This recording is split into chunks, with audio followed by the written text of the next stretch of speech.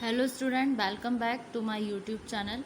ठीक है, आज के वीडियो में हम डिस्कस करेंगे एक मेथड जो कि है आपका फिक्स इंस्टॉलमेंट मेथड। लास्ट वाले वीडियोस में मैंने आपको डेप्रिसिएशन अकाउंटिंग से रिलेटेड उसकी सारी वीडियोस कराई हुई हैं, तो आप न्यूमेरिकल को करने से पहले एक बारी उनको ध्यान से देख लीजिएगा। ठीक है, तो मैं न्यूमेरिकल का आपको एक मेथड इम्पॉर्टेंट कराने वाली हूँ उस चैप्टर से रिलेटेड, जो कि है फिक्स इंस्टॉलमेंट मेथड। इसमें आपकी अंडर दो कंडीशंस आती हैं, इसको कैलकुलेट करते हैं।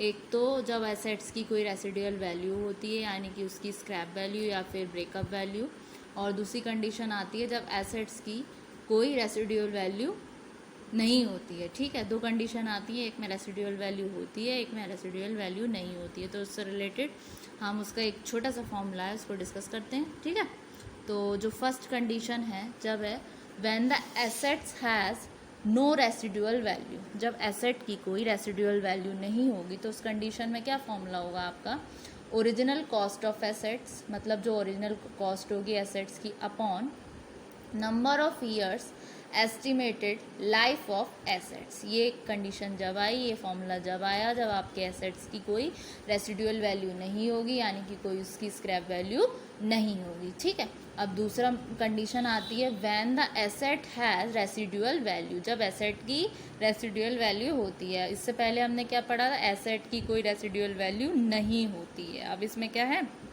रेसिडुअल वैल्यू है, तो इस कंडीशन में इसका फॉर्मूला क्या बनेगा, original cost of the asset, cost की मतलब एसेट की ओरिजिनल कॉस्ट, इसमें से हम डिडक्ट करेंगे इट्स एस्टिमेटेड रेसिडुअल वैल्यू, यानी कि इसकी अनुमानित residual value divided by number of years of estimated life of the asset. ठीक है, तो अभी आज के जो वीडियो में हम जो लेक्चर डिस्कस करेंगे, जो लेक्चर करेंगे, जो जिसका हम न्यूमेरिकल करेंगे, वो कंडीशन आएगी जब हमारे एसेट की कोई रेसिडुअल वैल्यू नहीं होगी। ठीक है, तो उससे रिलेटेड हम न्यूमेरिकल देखते हैं। न्यूमेरिकल क्या बोल रहा है हमारा, न्यूमेरिकल है हमारा फिक्स इंस्टॉलमेंट मेथड से। न्यूमेरिकल क्या कहता है, एक मशीन है जिसकी कॉस्ट है 5000 रुपीज़, मतलब जो हमने मशीन परचेज़ की है वो करी है 5000 रुपीज़ में 1 जनवरी 2005 को। इसमें हमें क्या प्रिपेयर करना है, हमें मशीनरी अकाउंट बनाना है फॉर 3 ईयर्स, 3 ईयर्स के लिए, आफ्टर कैलकुलेटिंग डेप्रिसिएशन। अब इसमें मैंने जैसे आपको प्रीवियस वीडियो में बताया था, न्यूमेरिकल में आपको मेंशन होगा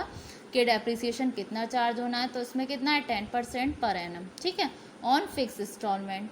तो ये अज्यूम किया गया है कि there will be no breakup value, कि उसमें क्या कोई ब्रेकअप वैल्यू नहीं होगी, यानी कि हमें कौन सा फॉर्मूला पुट करना है इसमें, डेप्रिसिएशन निकालते time original cost of the, जब एसेट की कोई नहीं होगी तो क्या होगी, original cost of the asset upon number of years estimated life of assets, यानी कि सिंपल सिंपल हो जाना है। ठीक है, तो ये होगा। तो उसके बाद में जो है कैलकुलेट करेंगे हम 10% per annum on fix instalment. ये अज्यूम किया गया है कि इसमें कोई भी ब्रेकअप वैल्यू नहीं है इस मशीन की।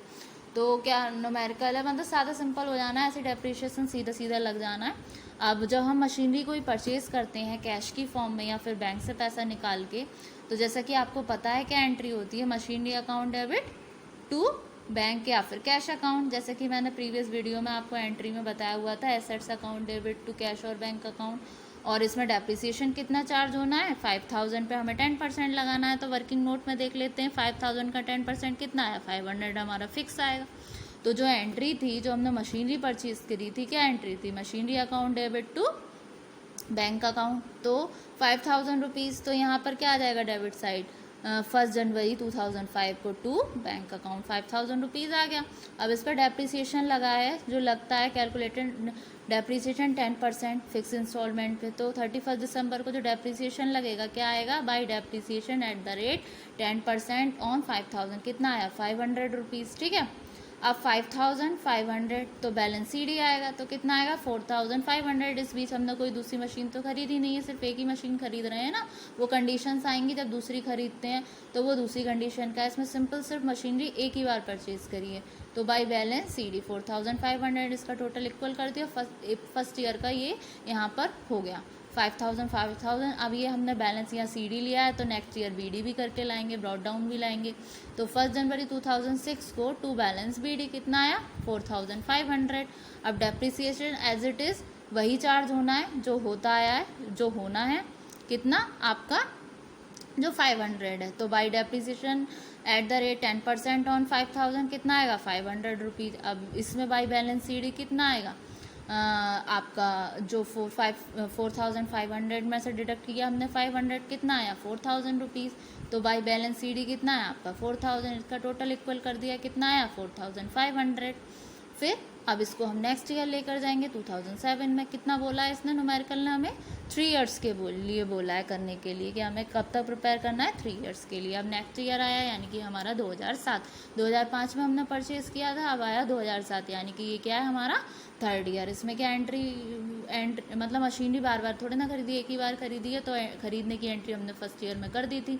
अब उस बैलेंस को हम ब्रॉड डाउन करेंगे, जो हमने यहाँ CD किया था वहाँ इसको 2007 में BD करेंगे। तो एंट्री के तो क्या आएगा यहाँ टू बैलेंस BD कितना था यहाँ पर 4000 रुपीज़ यहाँ आ गया।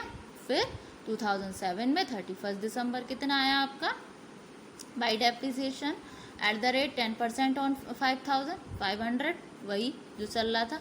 फिर हमारा बाई बैलेंस CD ये कब है, ये भी है आपका 31 दिसंबर। तो कितना है 500 डिडक्ट किया तो 3500 ये आया। फिर यहाँ हमने टोटल इक्वल कर दिया 4000। ठीक है, तो होप सो स्टूडेंट आपको इतना समझ आया। ये 3 इयर्स का कर दिया, आप चाहें तो हम इसे नेक्स्ट ईयर में भी करके शो कर सकते हैं, वरना इतना करोगे तब भी आपका न्यूमेरिकल हो जाएगा क्योंकि सिर्फ 3 इयर्स का माना था। लेकिन मैं 4th ईयर में ले आती हूँ, बाई बैलेंस CD था तो उसको टू बैलेंस BD कर दिया तो 3500। तो न्यूमेरिकल में क्या था, सिंपल था, मशीनरी थी जिसकी कॉस्ट 5000 की जो हमने परचेज़ की थी 1 जनवरी 2005 को। इसमें क्या करना था, हमें जस्ट इसका डेप्रिशिएशन कैलकुलेट करना था जो कि 500 था। 5000 पे 10% किया 500 आया। हर ईयर में वही लगाया। एक बार ही मशीनरी परचेज़ करिए, कभी कभी ऐसा होता है 6 मंथ्स में परचेज़ की, फिर बाकी के 6 मंथ्स बाद दूसरी मशीनरी परचेज़ कर ली, तो यहीं पर शो हो जाता है आपका। यहाँ पे जनवरी है तो मार्च या अप्रैल में कर लेते तो उसकी एंट्री यहाँ दिखा देते, फिर 2 बैंक अकाउंट करके फिर उसकी उस कंडीशंस के हिसाब से कर देते। तो अभी तो ये आपका सिंपल सा न्यूमेरिकल था। तो होप सो स्टूडेंट आपको ये लेक्चर समझ आया हो। आज के वीडियो में हमने डिस्कस किया था जब एसेट्स की वैल्यू नहीं हो रेसिडुअल वैल्यू, आपको क्वेश्चन में आपको ब्रेकअप वैल्यू या फिर स्क्रैप वैल्यू आए तो ये मत समझना ये कुछ नया आ गया, ये सेम ही है, रेसिडुअल वैल्यू ही ब्रेकअप वैल्यू है। ठीक है, तो अभी कल के वीडियो जो हम करेंगे उसमें करेंगे जब एसेट्स की कोई रेसिडुअल वैल्यू होगी। तो होप सो स्टूडेंट आपको आज का लेक्चर समझ आया, तो पढ़िए आप इसको, और कुछ समझ नहीं आए तो आप क्वेरी कीजिएगा। Thank you very much.